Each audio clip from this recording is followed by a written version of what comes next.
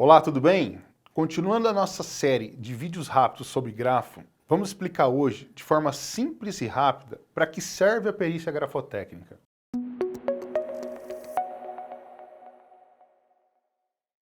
Bem, se você ainda não me conhece, meu nome é Evandro Correia Silva, eu sou perito grafotécnico e sócio fundador da Nero Perícias, um escritório de perícias com presença em São Paulo e São José do Rio Preto. Então vamos lá. Para que serve a perícia grafotécnica? Como vimos no vídeo anterior, aquele em que eu explico o que é perícia grafotécnica, o objetivo dela é determinar se uma escrita ela é autêntica ou não. Ou seja, se uma escrita foi feita por uma determinada pessoa ou não. Inclusive, se você não assistiu esse vídeo, eu recomendo fortemente que assista. Basta clicar no card que vai aparecer aqui em cima no vídeo, ou então no link que eu vou deixar aqui na descrição.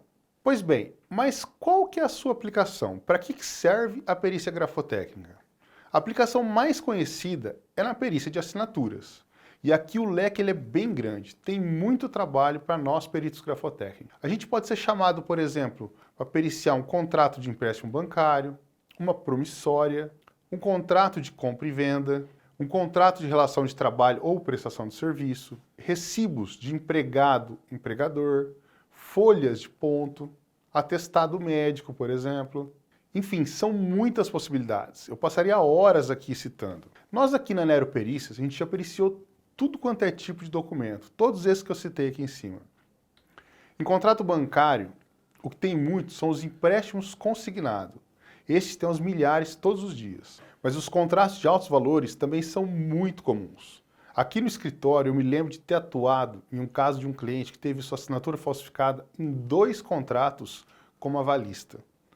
Um deles era um empréstimo de R$270 mil e o outro de 580 mil.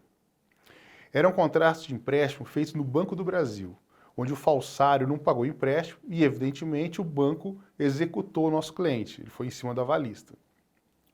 Ainda em contrato, eu me lembro de um caso de um fazendeiro que vendeu parte de uma área da sua fazenda parcelado com um vereador da cidade. Em dado momento, quando ele foi cobrar algumas parcelas que ainda faltavam, o vereador apresentou alguns recibos que não tinha assinatura do cliente. Não foi o nosso cliente, o fazendeiro, que fez aquela assinatura. Por o fazendeiro ser de idade, ele achou que poderia enganá-lo facilmente. Já tivemos casos também em que um dos herdeiros vendeu o imóvel deixado de herança, falsificando a assinatura do outro herdeiro na escritura de compra e venda. Nesse caso, certamente, envolvimento do funcionário do cartório. Aqui eu separei alguns exemplos que saíram na mídia. Nesse primeiro exemplo, que saiu na agência O Globo, é o caso de um empréstimo consignado em que o idoso não fez a contratação. No primeiro momento, o banco alegou que a contratação teria sido feita de forma legal. Então o idoso entrou na justiça e provou por perícia grafotécnica que realmente ele não tinha feito o empréstimo, ou seja, ele não tinha assinado o contrato de empréstimo. Como resultado, o banco foi obrigado a cancelar o empréstimo e ainda pagar R$15 mil de indenização para o idoso. Neste outro exemplo, o mecânico de 47 anos foi preso e condenado a 12 anos de prisão por supostos roubos cometidos na cidade de Itabuna, no estado da Bahia. Com a perícia grafotécnica foi possível provar a inocência dele. Esse aqui é um caso que foi muito evidenciado na mídia. Foi dos recibos que o presidente Lula apresentou naquela investigação sobre o aluguel do apartamento de São Bernardo do Campo.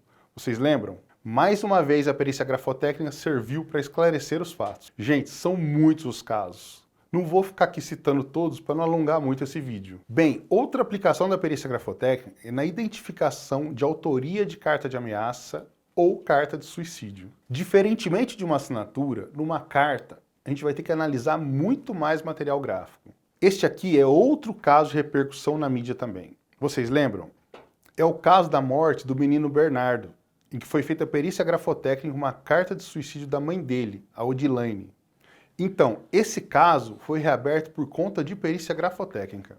Seguindo aqui, com os exemplos de que para que serve a perícia grafotécnica, até mesmo mensagens de ameaça deixadas em parede ou espelho de banheiro são possíveis de serem periciadas.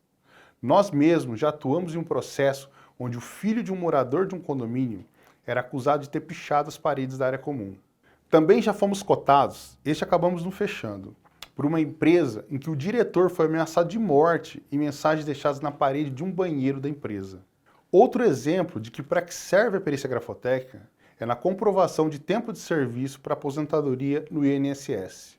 Antigamente, as pessoas elas começavam a trabalhar muito cedo e elas não eram registradas.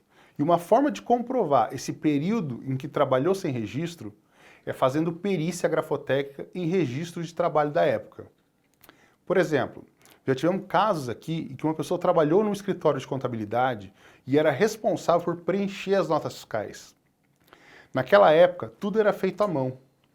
Então não existia a nota fiscal eletrônica. Então, uma vez que se faz perícia nessas notas fiscais e prove que essas escritas eram da pessoa, ele consegue comprovar esse tempo de serviço para efeito da aposentadoria. Outro exemplo é na aplicação de provas de concurso ou vestibular. Nós aqui já fomos contatados mais de uma vez por empresas desse tipo. Acabamos não fechando porque não tínhamos estrutura que eles precisavam na época. Seriam muitas perícias em um curto espaço de tempo e a gente não tinha pessoal para fazer. Eles queriam o seguinte, que o candidato escrevesse uma frase no topo da prova, num campo específico que ia ter lá. E se o candidato passasse para a segunda fase, ele deveria escrever novamente a mesma frase, só que agora na prova de segunda fase. Aí um perito grafotécnico ele compararia a frase nas duas provas, na de primeira e na de segunda fase. Se os exames dessem divergentes, então a pessoa que fez a frase na primeira prova, que fez a primeira prova, não era a mesma pessoa que fez a segunda prova. E aí estaria comprovada a fraude. Enfim, como eu falei, são muitos exemplos em que a perícia grafotécnica é fundamental. No próximo vídeo, eu vou explicar como que é feita a perícia grafotécnica. Para assistir, basta clicar no card que irá aparecer aqui na tela, ou então no link que eu vou deixar na descrição. Eu também vou deixar na descrição um link para o guia completo de como se tornar um perito grafotécnico, que é um guia que eu preparei com tudo o que você precisa saber sobre o assunto. Lá eu explico o que é perícia grafotécnica, como que é feita a perícia, quais os exames que você deve fazer na perícia, como que é o mercado do perito grafotécnico, quanto que ganha um perito nessa área, quais são as vantagens de se tornar um perito grafotécnico e muito mais. E tudo isso de graça. Basta clicar e baixar o arquivo para o seu computador gratuitamente. E você, já conhecia essas aplicações da perícia grafotécnica? Ou conhece algum outro exemplo de onde a perícia grafotécnica pode ser aplicada? Escreva aqui nos comentários. E se tem alguma dúvida sobre o tema, aproveita e também deixa aqui nos comentários. Eu sempre respondo a todos eles. Bom, eu espero que você tenha gostado do conteúdo desse vídeo e eu aguardo você lá no próximo. Até mais!